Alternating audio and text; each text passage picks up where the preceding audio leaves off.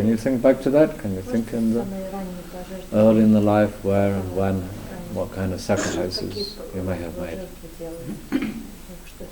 It's this impulse actually to take your body through those challenges and put it through sacrifice after sacrifice is there from the 1, 2, 3, 4, 5 before we even get to sacrifice ego. Okay. It's a much more primal level of sacrifice. So it's not that a child doesn't have ego, and in a couple of cases lately I was distinguishing between ego and superego, and there's the kind of, yes, a child is developing its own character and personality, but it's not yet having that strong position, and so I've started to call the 7 as more like super ego, where you're really judging, monitoring, watching, comparing the whole thing that's going on. This is a kind of much more progressed level of mental identification. Then we have ahankar and the whole thing. But the child is already start with me, mine, that's my dolly, that's my car, that's my, this is already the beginning of what we said yesterday, homemade, me and mine. But when it becomes something that I start to control my world with, and calculate and plan, like 7 and scheme and control, then we've got superego. You know, when your parent says to you, oh, well done, you're a good boy, you know, or the teacher gives you a little good tick, you know, it's just your everyday self, yeah, you know, I'm okay, but that's here. It's not something going on up here. I've seen that, you see it in some children, when they get something, where do you get the medal? You don't get it on your head, you don't get a hat, you get a badge here, you know, a little star or something. So it's grounded on that level of, I did good today, it is here. You understand? 1, 2, 3, 4. And it serves a confirmation that I exist. So it's still connected to the one as serving. Exactly. Yes. Yeah. So, but once the higher activity of the mind kicks in, not the body mind, but the mind kind of level, then this is where all the dangers come in. When you recognize through your story how many times you have in some way sacrificed your body in order to have experience. Where does experience come from? Body. What's the virtue of the 5 is the sacrifice. What is the 5 is the physical body. So tie it together. How to avoid another experience. Again? How to avoid another experience. Yeah, because you can... Is that a sacrifice, to avoid an experience? Well, maybe you want to be part of group, so therefore you are going to drink alcohol in your teenage years. But in doing that, you're sacrificing your body. Yes, and because you want to avoid to be alone. Yeah, but the point is you're sacrificing your body. Yes. Whatever may be driving you, you may think it's this reason or that reason, but the longing to belong is the 2. It's not just avoid being alone, because you long to belong. And that feeling, the implication, the seduction is you belong to that group, and you will belong even more if you do what they do. But to do that, you make a sacrifice. I'm asking you to notice the sacrifices you have made. Go on. Interesting to make the distinction between the later life and early life sacrifice, and it just came to me that the early life sacrifice, it has the number 2, and it's the naivety also, which is connected to longing to belong. So the way I'm sacrificing, it has the naivety, and in the end I damage myself. Of course. And maybe I'm just getting sick because I'm compassionate or have this naive empathy with my parents, for example. Exactly. And there's already in the soul, there's already this wish to sacrifice. Exactly. To self-becoming, but because of the naivety, it's like a pre-state of the real sacrifice, which has to be updated when I'm crossing as you cross the 5 and you go into the realm of 7, 8, 9, there should be right understanding and wisdom, higher guidance. It's not just the teacher, as somebody said teacher, as you said teacher. Yeah? If teacher doesn't bring teachings, may not work. So it's the teachings which are the principles, the guidance of the 9 through 9, 8, 7, 6, 5. So then different sacrifices come along. So in a way we have to sacrifice our way of sacrificing. Exactly. Transform it. Exactly. Because that's what people do. people are in a self-punishing routine, yeah, and that needs to be sacrificed. Yes. Sorry, that was a bit fast, yeah? I did not follow the request. So what is the highest sacrifice you say? We haven't fully described it yet. We just indicated that there are different types of sacrifices once we cross the 5. We may need to, we might need to define that in more detail in a moment. But I'm asking you not to go there yet. I'm asking you to stay in the 1, 2, 3, 4 domain, and can you identify there where in your life you've sacrificed your body? You have grown down into a physical body, and your echo was there of the soul saying, what's this all about? And it has pushed you through the life, and can you recognize the ways in which you have made sacrifice with your physical body? The moment when the child is born, like example of sacrifice. То есть младенец жертвует состоянием в утробе и идет к рождению, появлению на свет. Baby is making sacrifice to be in a cozy room and to enter the world and goes through the experience of birth.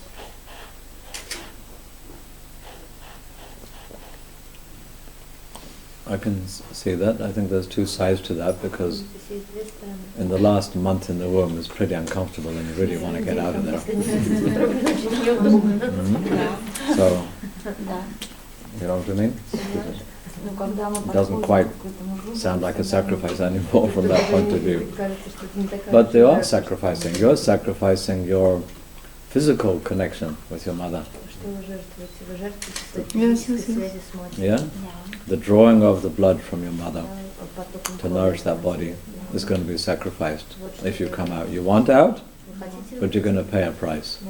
Interesting. 2 and 8, yeah? There's a kind of reflection there. Okay? There are some diseases as a child that are really a strong experience in the physical body, and they are recognized also as initiating experiences for the child, where something, a layer of the childhood is being sacrificed through the body, but it gives you know, it gives a little bit more of you. I saw my son after 8 days in the hospital. He was someone before, and he was someone else after. Something was. Exactly. Yeah, these are very strong sacrifice moments. Just following on just from the mother thing, there's a moment when there's no more breastfeeding, no more mother's milk. Yeah, here's a sacrifice. Your body's enjoyment of that nourishment, of that source of nourishment.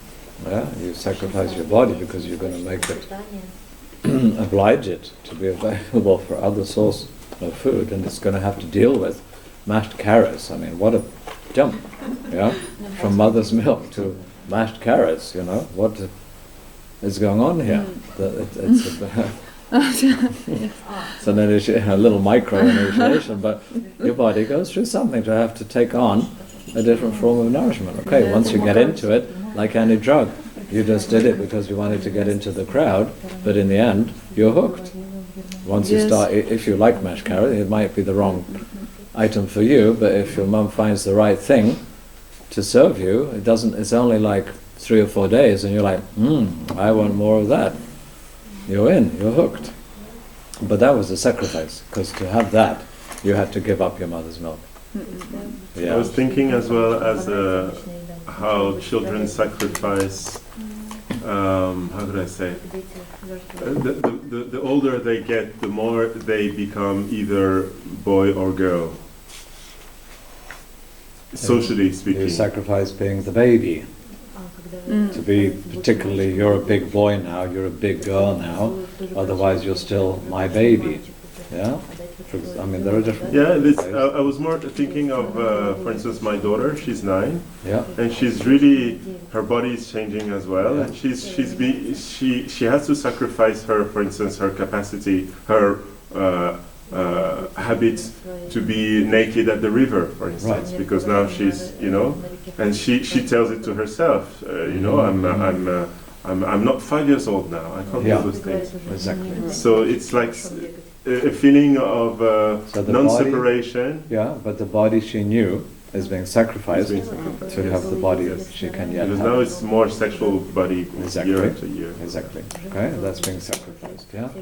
I'm asking you also. Now, I understand you might not want to personally share, but I'm asking you to look concretely in your own life, and can you recognize the ways you took your body through sacrificial transitions, either over a period of time or in intense moments of change? Can you please recognize that? Go on. Yeah?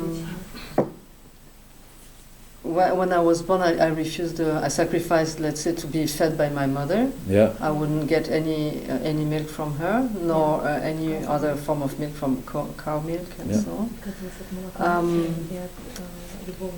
Then I was raised with Roquefort and broth.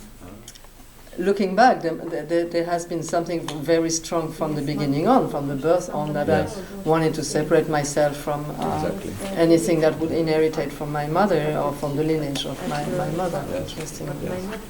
Therefore, I understand. But now your body suffers from that as well. Right, absolutely. It was a really strong the point. It's not only I sacrifice my mother, my mother's milk, for example, but it's actually what's happening to me, what's my bodily challenge when that happens. That's what we're talking about. You sacrificed your body as you knew it in order to have the body that you have today, and you've gone through multiple sacrifices of the body as you knew it.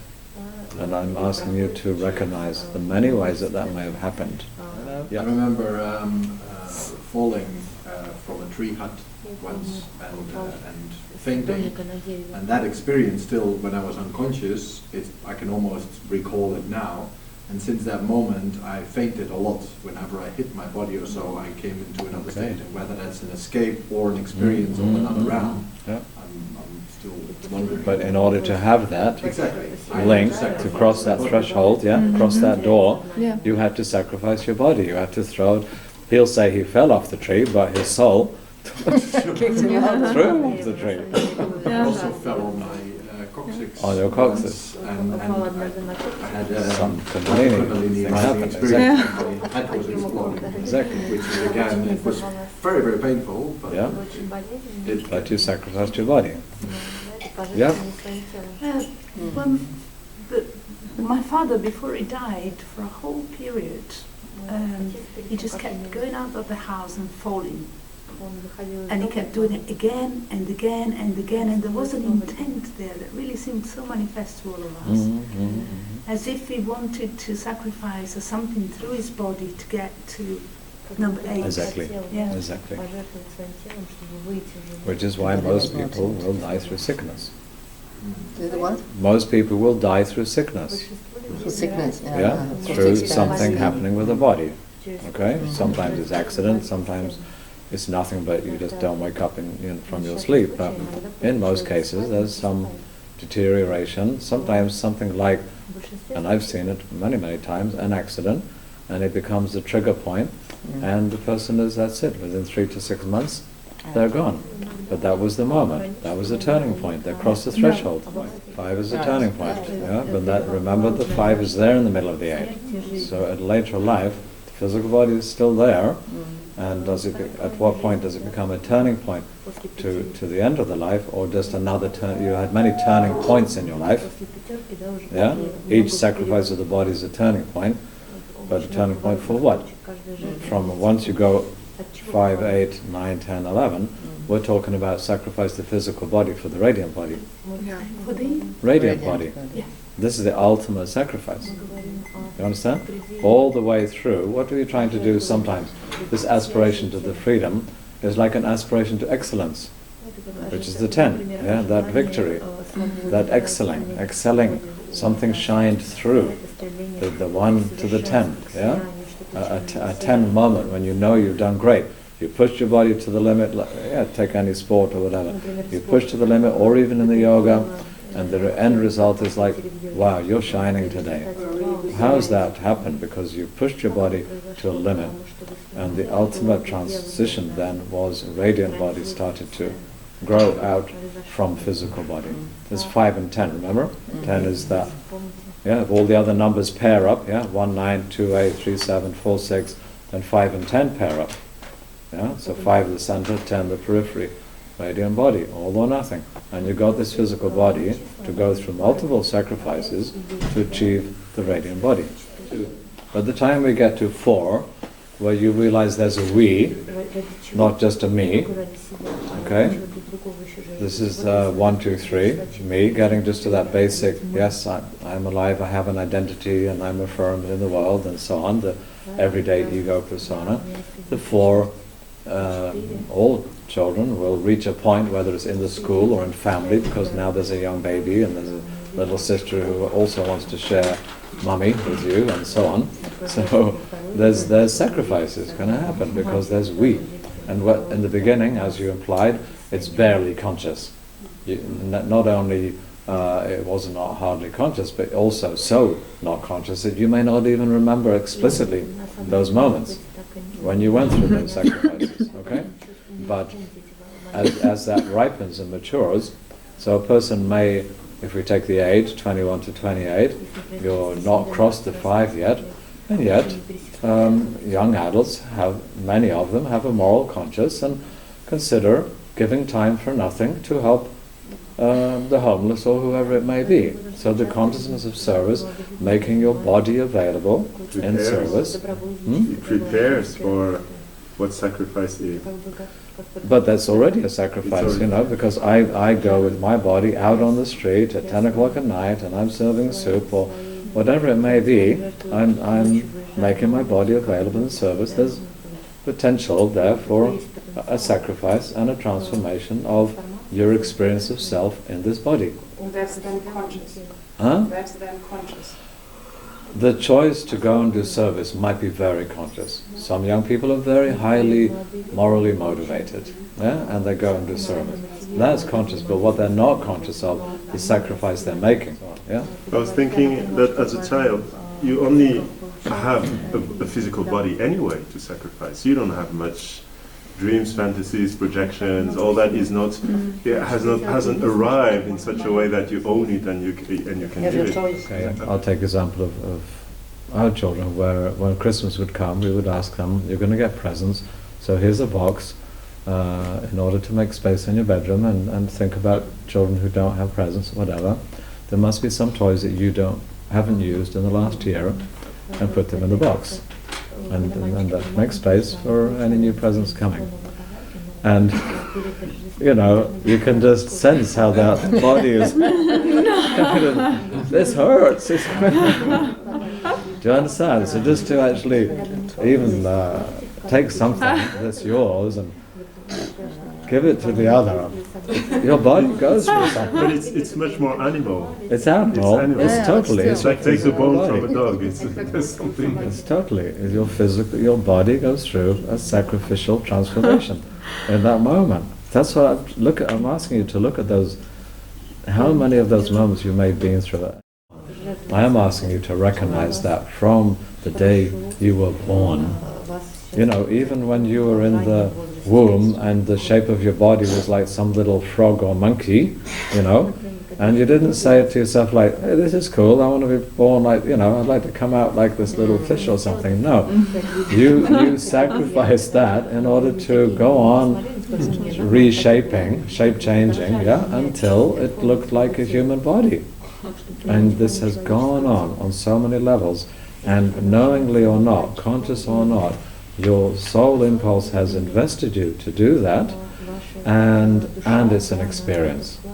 Again, how much conscious or not, but it has an experience. I am asking you, when you sit with this body and sensory aware, this body has gone through so many sacrifices. What's that like? Yeah? What's the sense inside of you with that? It feels like good scars. Feels like good scars. You know, the scars that you can show is like that show that you made it.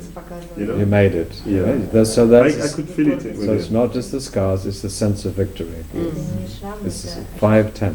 But it leaves a trace. That's what I Of mean. course, there's a scar, but I'm asking. That's the content. That's the sign. What's the experience? And when you talk about you made it, that implies an experience of victory.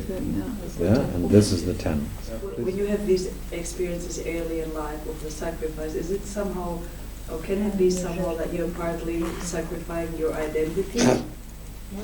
Hold it. Talking about already from the 7, the superego identity, the...